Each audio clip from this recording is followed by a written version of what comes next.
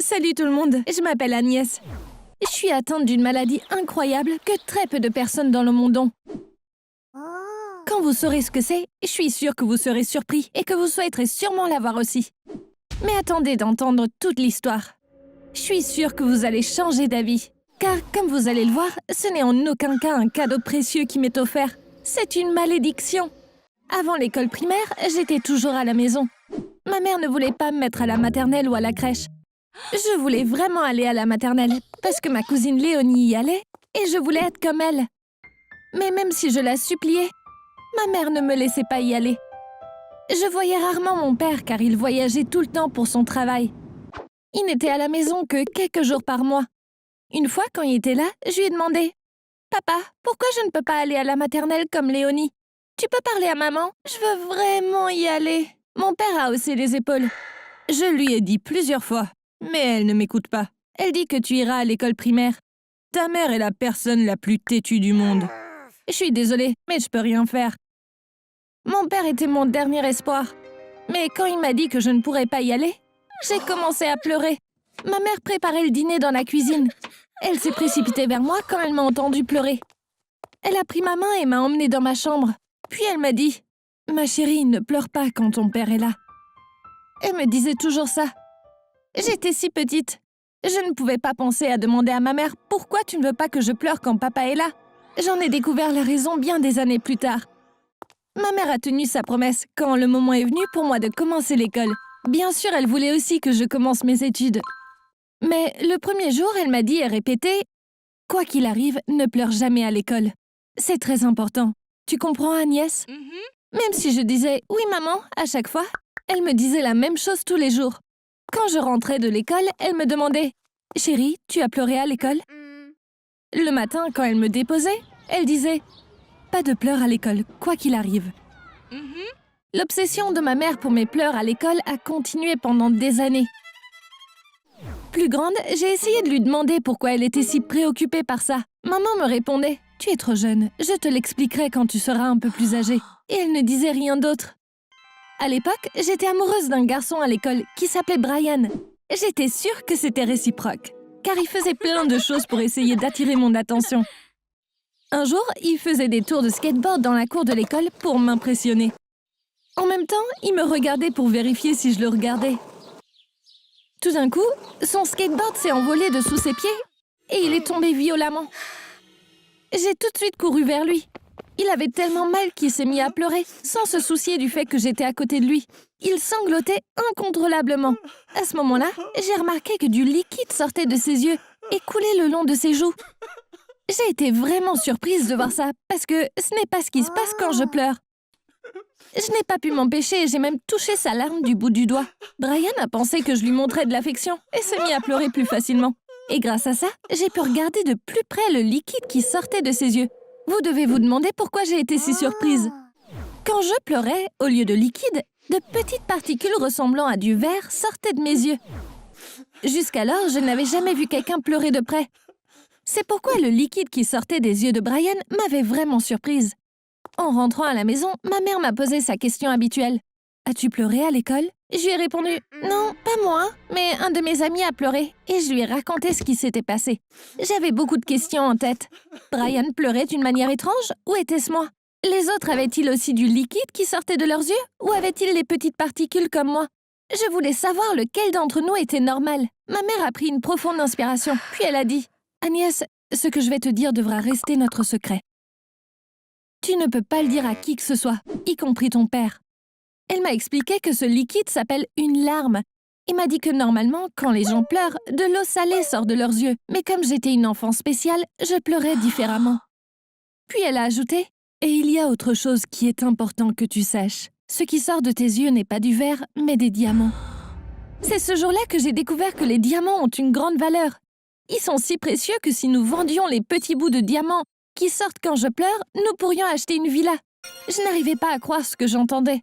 « Alors pourquoi on ne le fait pas ?» ai-je demandé. Ma mère a dit « Parce que si les gens découvrent que tu pleures des diamants, ça pourrait avoir des conséquences vraiment dangereuses. » « Quel genre de conséquences dangereuses ?» j'ai demandé et ma mère a dit d'une voix inquiète. « Des hommes méchants pourraient te kidnapper. Puis ils te forceraient à pleurer tout le temps pour que les diamants sortent. » La mafia pourrait te prendre en otage pour le reste de ta vie. Même si j'étais jeune, je comprenais la gravité de la situation. J'ai promis à ma mère que je n'en parlerai jamais à personne. Ce serait notre secret. Environ 4 ans après cette conversation, mes parents ont eu un accident de voiture. Mon père n'avait pas eu de blessures graves. Mais malgré les efforts des médecins, ma mère n'a pas survécu. J'avais l'impression de faire un cauchemar. Je ne pourrais plus voir la personne que j'aimais le plus au monde. Malgré mon chagrin, j'ai tenu la promesse que je lui avais faite. Pas même un grain de diamant n'est sorti de mes yeux à l'enterrement de ma mère. Je n'ai pas pleuré du tout. Les gens ont probablement pensé que je ne pleurais pas car j'étais en état de choc. Mais ça n'était pas tout à fait le cas. La vérité, c'est que chaque minute que j'ai passée seule, j'ai pleuré pour ma mère. Je mettais les petits diamants qui sortaient de mes yeux dans un sac et je les cachais dans un placard au sous-sol. Le sous-sol était l'endroit le plus sûr de notre maison, car personne ne l'utilisait plus depuis longtemps. Je n'ai pas gardé les diamants parce que je voulais les vendre. J'ai dû les cacher car mon secret aurait été dévoilé si quelqu'un les avait trouvés. Comme je ne pouvais pas rester seule à la maison, mon père a dû arrêter de voyager. Il a été muté dans un autre service au travail. Je vous ai dit tout à l'heure que mon père et moi n'avions pas la meilleure relation.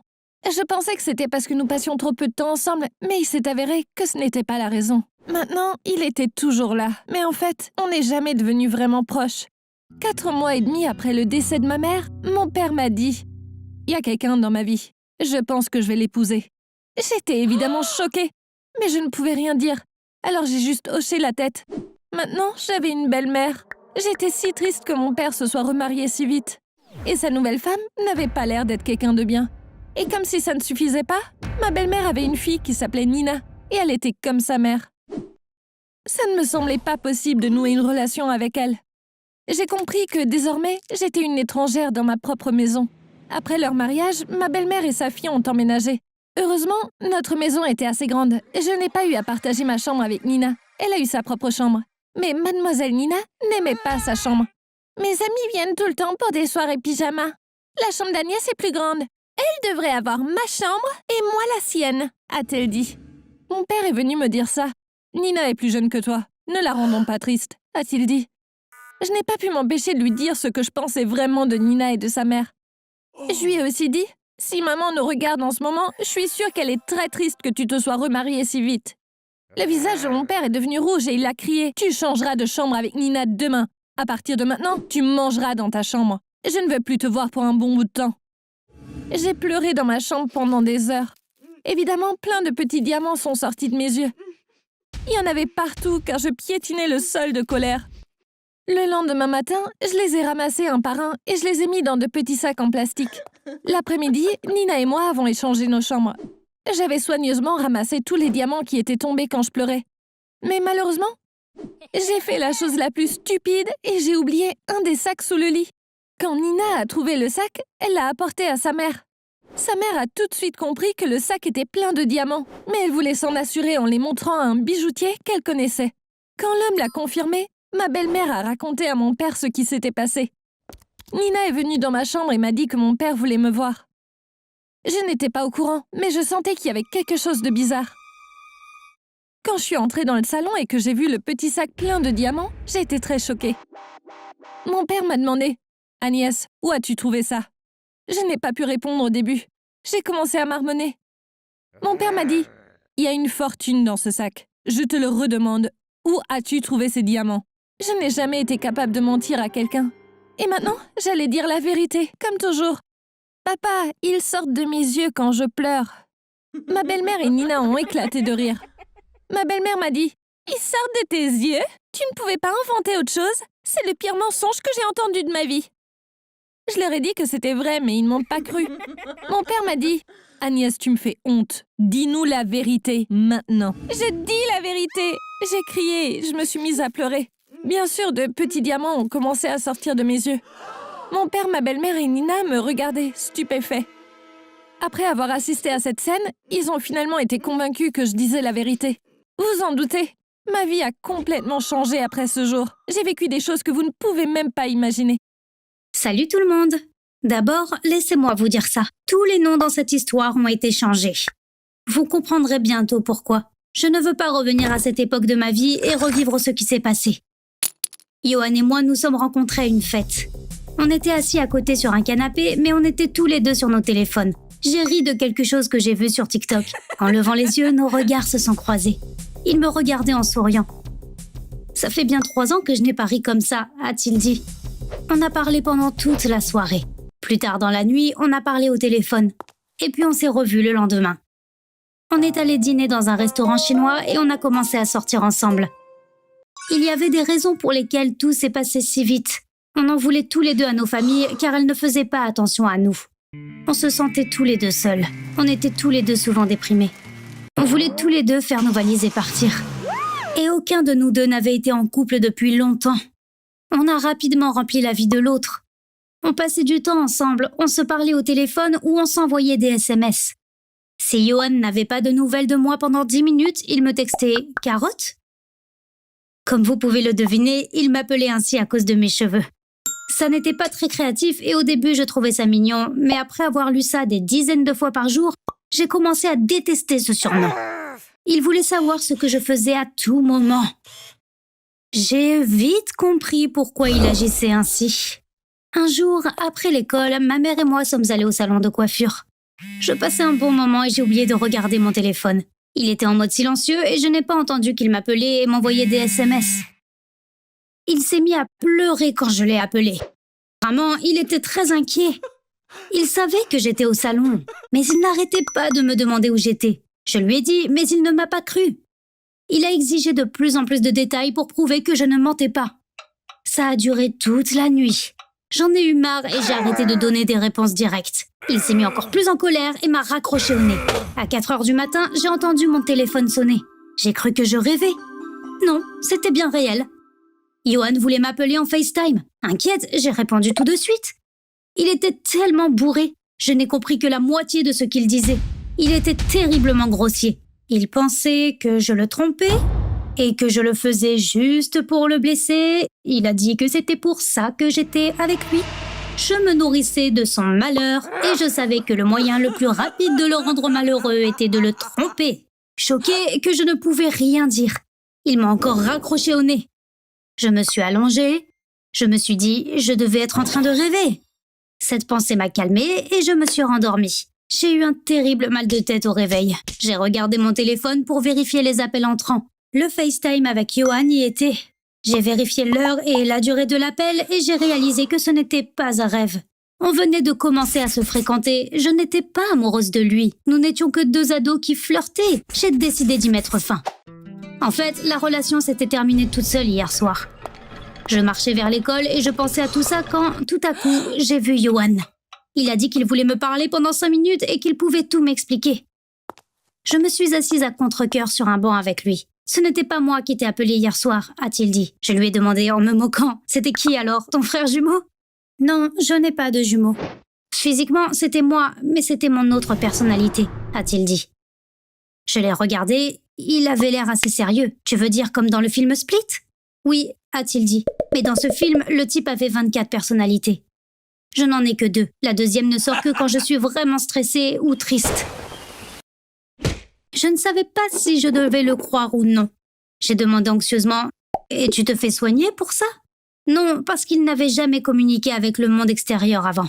Il a un journal intime. Il écrit ses expériences chaque fois qu'il prend la relève. J'ai appris ce qu'il t'a fait ce matin grâce à son journal, a-t-il dit. Je ne connaissais pas très bien Johan, mais il n'avait pas l'air de mentir. Je me suis levée et j'ai dit « Je suis secouée. Donne-moi quelques jours pour réfléchir. Je suis en retard pour l'école. » Il s'est levé aussi. Il s'est mis à murmurer comme pour s'assurer que l'autre Johan ne nous entende pas.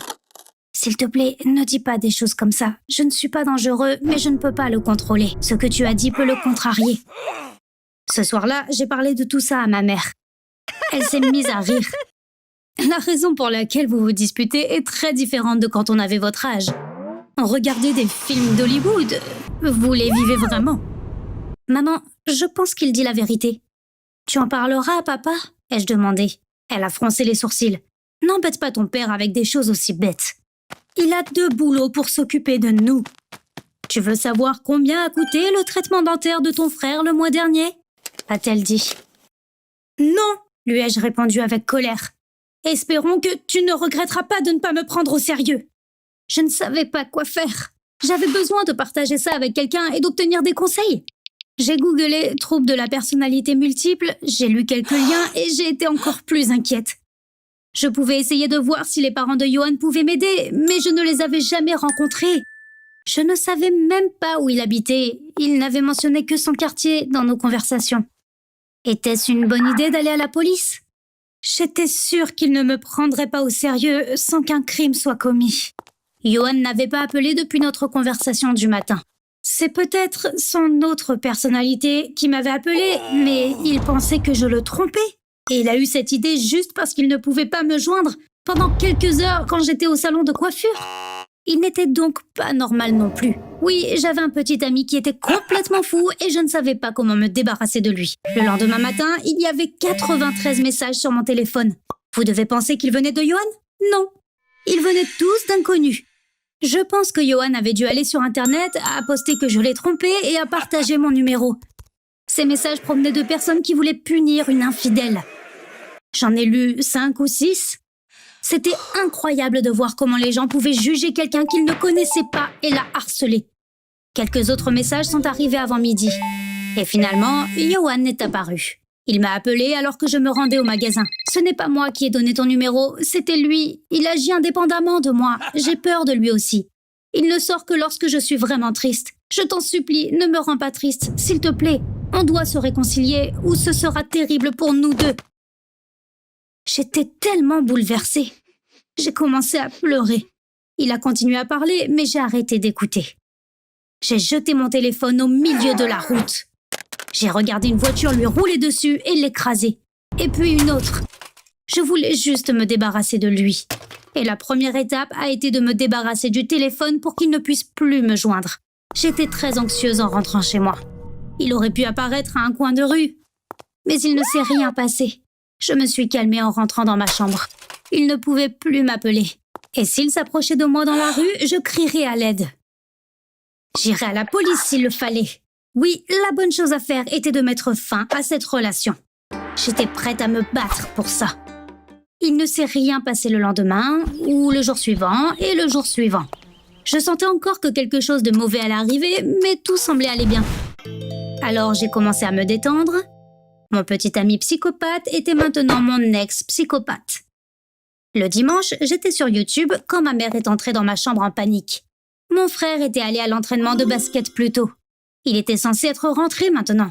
Il ne répondait pas à son téléphone. Ma mère a appelé l'entraîneur, il a dit qu'il était parti avec tous les autres après l'entraînement. Florian n'avait que 9 ans. Le terrain de basket était très proche de notre maison, alors il y allait tout seul. Alors que ma mère réfléchissait à quoi faire, mon mauvais pressentiment a ressurgi. Johan aurait-il pu faire quelque chose de fou? Oui, c'était possible. Devais-je dire ça à ma mère? J'ai finalement décidé que je devais lui dire. Elle a paniqué encore plus et a appelé mon père. Il a quitté le travail pour rentrer à la maison. Ma mère a décidé de chercher Florian sur son chemin avant d'appeler la police. Son téléphone a sonné au moment où elle partait. C'était Florian. Elle a répondu avec anxiété. « Florian, où es-tu » demanda-t-elle. Ses yeux se sont écarquillés, ses épaules sont tombées. « Il veut te parler » a-t-elle dit. « Il veut me parler » ? Qui veut me parler ? J'ai pris le téléphone. « Mélissa, c'est Johan. » J'ai dit par inadvertance. « Quel Johan ?»« Mélissa, ma carotte. Il n'y a en fait qu'un seul Johan. Je sais que je t'ai fait peur. Je t'ai menti. Je n'ai pas de deuxième personnalité. Je pensais que tu me reprendrais si je te faisais peur. Je t'aime tellement. Pardonne-moi s'il te plaît. Florian est avec moi, mais il va très bien. C'était la seule façon pour que tu m'écoutes. » Ma tête bourdonnait. Avait-il kidnappé Florian pour se réconcilier avec moi? Allait-il lui faire du mal? « Johan, où es-tu? Laisse Florian partir. Il est si jeune. » « Ok, je vais venir te voir. Tu peux m'appeler du téléphone de Florian. On parlera comme ça. » Mais Florian doit rentrer à la maison, là. Il est resté silencieux. Il devait réfléchir à ce qu'il devait faire. « Ok, je vais ramener Florian chez toi. J'ai la voiture de mon père. »« Je passe te prendre? J'ai vraiment besoin de te parler, » a-t-il dit en me suppliant. « Je ne peux pas te voir dans l'état où je suis, mais on peut se voir lundi. On parlera autant que tu le veux. S'il te plaît, ramène Florian, » ai-je dit. Florian est rentré une demi-heure plus tard. Il a dit que Johan l'avait approché quand il rentrait du basket. Il lui a dit qu'il était mon ami et qu'il pouvait le déposer à la maison. Florian l'a cru naïvement. Heureusement, Johan a été gentil avec lui. Tout a été résolu avant que Florian ne puisse comprendre ce qui se passait. Mon père est allé au poste de police pour déposer une plainte. Ce que Yohan a fait est un crime grave avec une punition sévère. On a découvert par la suite que lorsque vous enlevez un enfant, la peine augmente de 50%. Je n'ai jamais revu Yohan. Il n'a pas appelé non plus. Mais je suis presque sûre qu'un jour, il viendra m'aborder dans la rue. J'espère que ça n'arrivera pas. Mais si c'est le cas, ça ne se passera pas bien pour lui parce que je n'ai plus peur de lui. Il me fait juste pitié. Bonjour à tous, je m'appelle Naomi. Tous les enfants aiment leur mère, mais j'aimais vraiment la mienne. Elle méritait tout l'amour du monde et plus encore. C'était fou de voir à quel point elle était gentille. Elle avait dû être mise au monde pour montrer aux autres comment être une bonne personne. Quand elle a accompli sa mission, Dieu l'a appelée. Elle avait un cancer, mais je ne l'ai pas su pendant longtemps. Mes parents me l'ont caché. Je pensais qu'elle était allée rendre visite à ma grand-mère, mais elle était à l'hôpital. Un jour, mon père est venu me chercher à l'école et m'y a emmenée. J'étais choquée de voir ma mère au lit. Elle avait l'air si malade et pourtant elle souriait encore. Mais elle avait du mal à parler. J'ai dû me pencher très près pour l'entendre. Naomi, ma fille chérie. Hélas, je ne serai plus là très longtemps, mais je continuerai à t'aimer. N'oublie jamais ça. J'ai demandé à ton père d'épouser parce que tu es encore si jeune. Tu as besoin d'une famille aimante pour grandir. S'il te plaît, aime ta nouvelle mère. Soyez une famille heureuse. C'est comme ça que je serai en paix. C'est tout ce que je vous demande. C'est ainsi que ma mère m'a dit au revoir. Elle est morte quelques jours plus tard. J'étais vraiment triste, mais j'étais aussi en état de choc. Une semaine plus tôt, j'avais ma mère que j'aime avec moi. Et maintenant, je n'avais que 13 ans et elle n'était plus là. Il m'a fallu un certain temps pour le croire, mais j'ai fini par réaliser que je n'avais pas d'autre choix que d'accepter cette réalité. Un jour, quelques mois plus tard, mon père est venu me voir et m'a dit « Naomi, on va sortir dîner. J'aimerais te présenter quelqu'un. » Il avait l'air penaud en le disant. Il regardait le sol. Je n'ai pas pu m'empêcher de crier « Je ne veux rencontrer personne !» Cette fois, il m'a regardée. « Chérie, j'ai promis à ta mère que je t'élèverais dans une famille aimante. » C'était le dernier souhait de ta mère. « S'il te plaît, comprends-moi, a-t-il dit. » J'ai hoché la tête en désespoir de cause. Il avait raison, puisqu'elle m'avait dit la même chose. Ce soir-là, j'ai rencontré Coralie. C'était une amie de mon père de l'université. Ils n'étaient pas très proches à l'époque, mais ils avaient repris contact grâce à Facebook.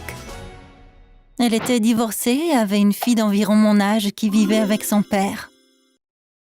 Ce seul fait aurait dû suffire à me dire qu'elle n'était pas une bonne personne. Comment une mère peut-elle quitter sa fille? Comment pouvait-elle la laisser vivre dans une autre maison? Je n'y ai pas pensé au début. En fait, je l'aimais bien. Elle semblait affectueuse et s'intéressait à moi. Elle m'a posé plein de questions sur moi. Elle était aussi très drôle. J'ai tant ri ce soir-là que j'en avais mal au visage. Sur le chemin du retour, mon père m'a dit « Tu l'aimes bien aussi, non ?» J'ai souri et j'ai hoché la tête. « Tu n'as pas à l'aimer comme ta mère. Ce n'est même pas possible. Tout ce que je te demande, c'est que tu lui donnes une chance, a-t-il dit. » Je ne sais pas s'il m'aurait écouté si j'avais dit que je ne l'aimais pas, mais je regrette toujours d'avoir été si positive à son sujet. Après ça, les choses sont allées très vite. Ils se sont mariés et Coralie a emménagé avec nous. J'avais maintenant une belle-mère. Ma mère et mon père voulaient tous deux que je l'aime. J'ai donc décidé de faire de mon mieux surtout pour ma mère. Mais j'ai vite compris que ça n'allait pas être possible.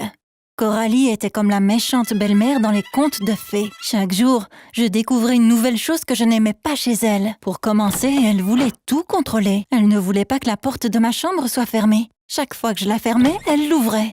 Finalement, elle a fait enlever la porte par mon père. L'excuse était que la porte devait être peinte. Il s'est avéré qu'elle était aussi très égoïste. Son médecin lui a dit de consommer moins de sel ou plus du tout si possible. À partir de ce jour-là, elle a commencé à cuisiner sans sel. Elle ne voulait même pas qu'on ait du sel sur la table. Elle a dit qu'elle aurait été tentée, donc qu'on ne pouvait pas en avoir non plus.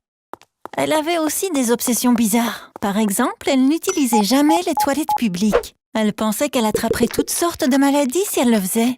Elle ne me laissait pas les utiliser non plus parce qu'elle disait que je ramènerais les bactéries à la maison. Quelquefois, je devais tellement faire pipi que j'ai dû courir chez moi. Un week-end, la fille de ma belle-mère, Emma, est venue chez nous après que mon père ait insisté. Je me méfiais d'elle à cause de sa mère. Mais j'avais tort car Emma ne lui ressemblait en rien. Il s'est avéré qu'elle était super cool et on a passé un bon moment. Je crois que Coralie n'aimait pas qu'on s'entende car elle me demandait de faire plein de corvées quand Emma et moi étions ensemble. Par exemple, Papa sortait les poubelles le soir, mais pour la première fois, elle m'a demandé de le faire. J'ai dit « Papa le fera plus tard », mais elle a marmonné « Fais-le maintenant pour que ça ne sente pas ». Ce n'est qu'un exemple. Il y a tellement d'autres choses. Elle m'a fait arroser toutes les plantes. Elle m'a fait nettoyer la salle de bain après qu'elle ait pris une douche. Elle m'a fait aller acheter des piles pour la télécommande de la télé. Et des choses comme ça. On était surprises à chaque fois. Emma connaissait sa mère bien mieux que moi et a dit « On ne sait jamais à quoi s'attendre avec elle. Je suis sûre qu'elle a ses raisons, mais elle seule les connaît. » Ma belle-mère a continué à me traiter de la même façon les jours suivants. Je n'ai pas compris pourquoi. Je ne pensais qu'au fait que je m'entendais bien avec Emma. Je me suis dit qu'elle était probablement jalouse parce qu'elle ne s'entendait pas avec Emma, même si c'était sa mère. « Tu feras notre lit tous les matins », m'a-t-elle dit. Mais j'ai protesté. « Pourquoi ? Je fais déjà mon propre lit », ai-je répondu. « Tu dois apprendre à tenir une maison. Tu en auras besoin plus tard », a-t-elle dit, inventant clairement une excuse. Elle m'obligeait aussi à sortir les poubelles tous les jours. Même si quelqu'un venait nettoyer la maison 2 fois par semaine, elle me faisait quand même passer l'aspirateur partout, dépoussiérer les meubles et nettoyer les sols après l'école. Je ne pouvais pas dire non parce qu'elle trouvait toujours des excuses bizarres et n'arrêtait pas de parler jusqu'à ce que je le fasse. Parfois, je faisais ce qu'elle me demandait juste pour la faire taire. Ces excuses étaient acceptables jusqu'à un certain point. La goutte d'eau qui a fait déborder le vase, c'est quand elle m'a dit de laver sa voiture. « Je ne laverai pas ta voiture, tu penses que je suis qui? Ta femme de ménage? C'est beaucoup trop !» ai-je crié. Elle s'est mise à pleurer tout de suite. Je ne savais pas comment réagir. Cette femme adulte pleurait comme un bébé. J'ai couru dans ma chambre. Si ma chambre avait une porte, je l'aurais claquée. Coralie a pleuré pendant des heures sans arrêt. Quand mon père est rentré, ses yeux étaient gonflés.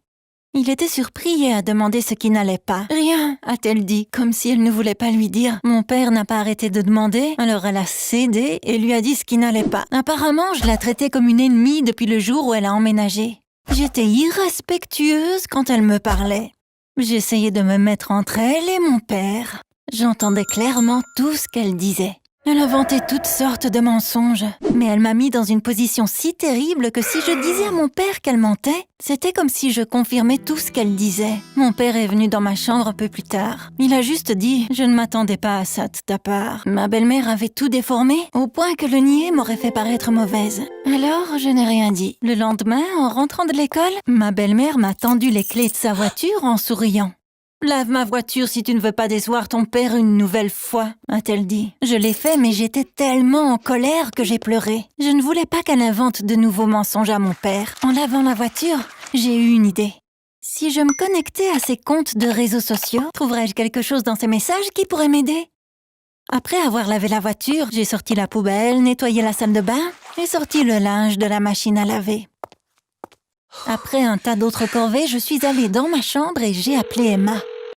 Je lui ai dit ce qui se passait. « J'ai besoin de ton aide », ai-je dit. Elle a dit qu'elle serait heureuse de m'aider. « Tu connais le mot de passe Facebook de ta mère ?»« Des suppositions ?» ai-je demandé. « Si c'est toujours le même, ce sont les 2 premières lettres du nom de notre chien et le numéro d'immatriculation de son ancienne voiture », a-t-elle dit. Elle l'a épelé et je l'ai écrit. Je tremblais de peur. J'ai ouvert mon ordinateur portable et j'ai entré l'adresse email de ma belle-mère et le mot de passe que Emma avait deviné. Mais ça n'a pas marché. Puis, j'ai eu une autre idée. Je suis sortie et j'ai vérifié le numéro de la plaque de la voiture que je venais de laver. Je suis revenue et j'ai entré le nouveau numéro. Bingo! J'étais sur le Facebook de ma belle-mère. J'ai rapidement ouvert ses messages. Il y avait une longue conversation entre elle et sa sœur où elle décrivait en détail toutes les choses qu'elle m'a fait faire, tout ce qu'elle a dit à mon père et comment elle nous a tous manipulés. Ces messages étaient suffisants pour montrer qui elle était vraiment. Il y avait aussi un message de son ex-mari. Son ex, qui est le père d'Emma, avait écrit « Commence à vivre une vie honnête. Si tu te fais encore prendre, je ne ferai rien pour t'aider cette fois-ci. » Il était avocat, donc Coralie a dû être impliquée dans un comportement criminel. Mais je ne savais pas ce que c'était. Vous pouvez deviner ce qui s'est passé ensuite. Quand mon père est rentré, je l'ai appelé dans ma chambre. Je sais que c'est mal, mais je n'avais pas d'autre choix. Tu dois lire les messages de Coralie sur Facebook, ai-je dit. Mon père s'est assis calmement et a tout lu. Il n'a rien dit. Il a juste pris quelques notes et fait des captures d'écran. Puis, il m'a embrassé sur le front et il est parti. Un peu plus tard, j'ai entendu la porte d'entrée se fermer. Je suppose que mon père ne voulait pas avoir cette conversation à la maison. Lui et Coralie sont sortis. Quand je suis allée me coucher, ils n'étaient pas revenus. Quand je me suis réveillée, Coralie n'était pas à la maison. Pendant que j'étais à l'école, elle a fait ses valises et elle est partie. Je ne l'ai plus jamais revue. Naomi, tout ça a été de ma faute. Je suis vraiment désolée. Je crois qu'on l'a échappé belle. J'ai parlé à l'ex-mari de Coralie. Il s'avère que c'est vraiment une psychopathe. Des choses terribles auraient pu nous arriver à tous les deux. Heureusement, elle ne peut plus nous faire de mal. On va s'en sortir ensemble, a-t-il dit. Depuis, mon père et moi vivons heureux dans notre maison, avec ma merveilleuse mère dans nos pensées.